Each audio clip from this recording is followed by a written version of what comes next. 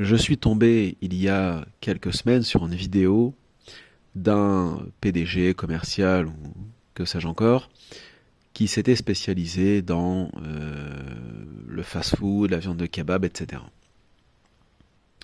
Et qui donnait son avis sur la viande halal en France et peut-être aussi en Europe de façon plus générale, et qui expliquait que en fait lui avait, comment dire, s'était retrouvé face à deux types de catégories de musulmans, soi-disant, c'est-à-dire les uns qui étaient, dit-il, des puristes, qui souhaitaient que la viande soit égorgée au couteau avec le Coran, etc., dit-il, et que les autres s'en fichaient en gros, peu importe, tant que la viande était sacrifiée de manière industrielle, à l'usine, les bêtes les unes après les autres, il n'y avait aucun problème en fait à ce niveau-là.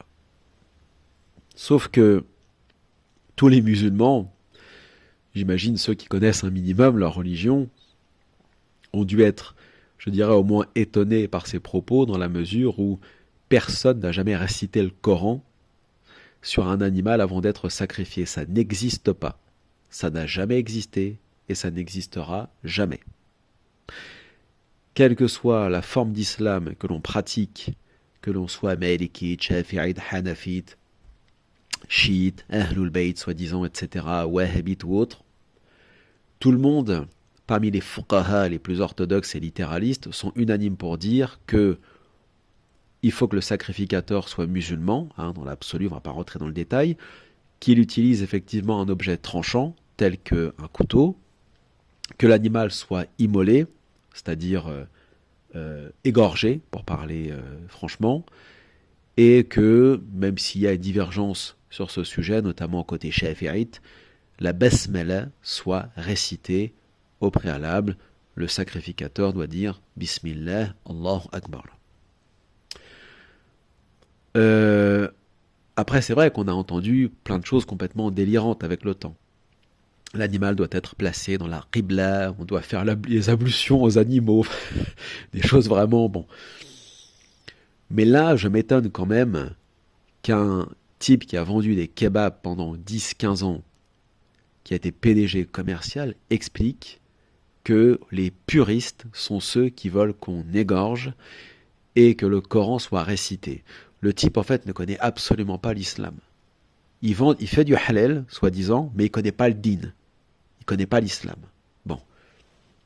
Alors moi, bien évidemment, pour ceux qui ont lu mon article sur le sacrifice du bétail des animaux, on va dire, sur mon site internet, et je vous invite à le lire pour ceux que ça intéresse. On va faire la vidéo prochainement dessus, Inch'Allah, de façon résumée, j'espère.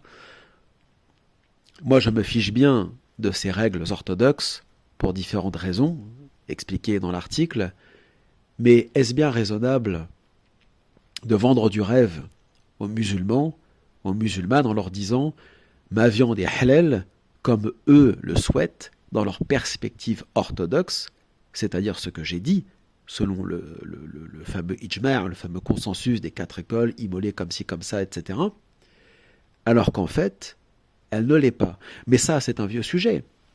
Vous avez des blogs et des sites internet depuis des années, depuis presque une vingtaine d'années, qui se sont spécialisés dans le fait de débusquer le faux halal, les fast-food qui prétendent vendre du halal sans certification, sans...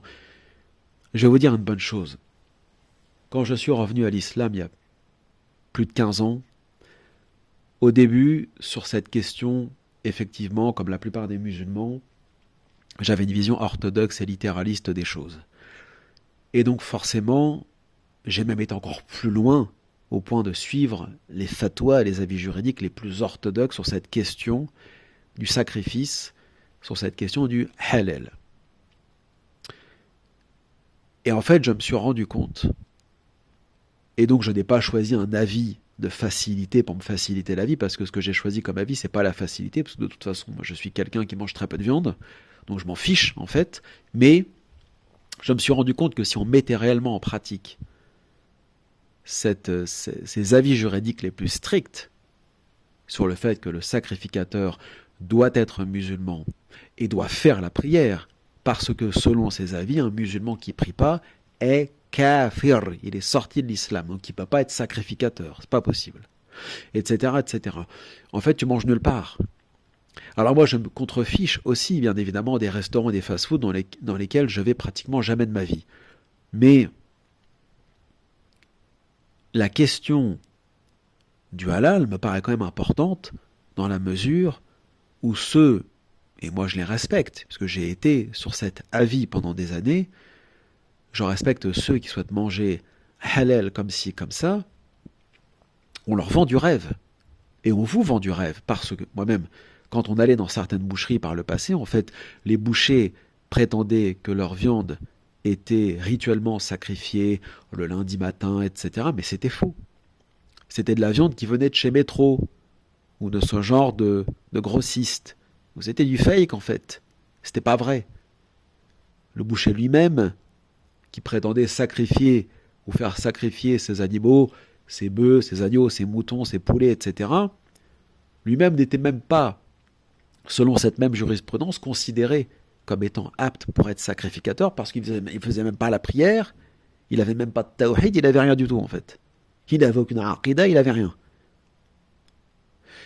Et moi je pense que même si moi ça ne me pose pas de problème comme je l'explique dans mon texte, pour ceux que ça intéresse, mais on va faire la vidéo là-dessus, il n'empêche que c'est quand même hallucinant de mentir et de voler les musulmans de cette façon-là.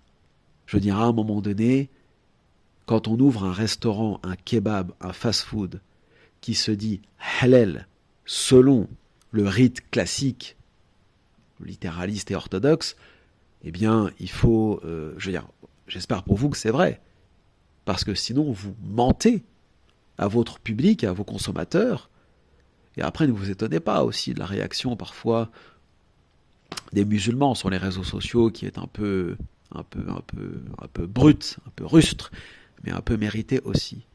Parce que quand on vole et quand on ment à ses consommateurs, il ne faut pas s'étonner de leur réaction. Donc, dire que les puristes, si on entend, après je ne sais pas ici ce que veut dire le frère entre parenthèses, mais si on entend par puriste, littéraliste, dans le sens où je ne partage pas cet avis juridique, etc., ok, il n'y a pas de problème. Mais si on entend par là, pendant des années, j'ai fait croire à mes consommateurs que je vendais du halal selon ce que la majorité des musulmans veulent, c'est-à-dire le consensus des 4 écoles, etc., et qu'en fait c'est faux, c'est là que vous voyez que ces types se foutent éperdument de leurs consommateurs, de l'islam, et des avis, en fait, qu'ils ne respectent pas, mais pas forcément par conviction, mais par business. Car un boucher explique que lui adopte d'autres avis, une autre vision de l'islam, c'est une chose. Mais là, en l'occurrence, ce n'est pas le cas. Donc, vous voyez toute l'arnaque du halal, en fait.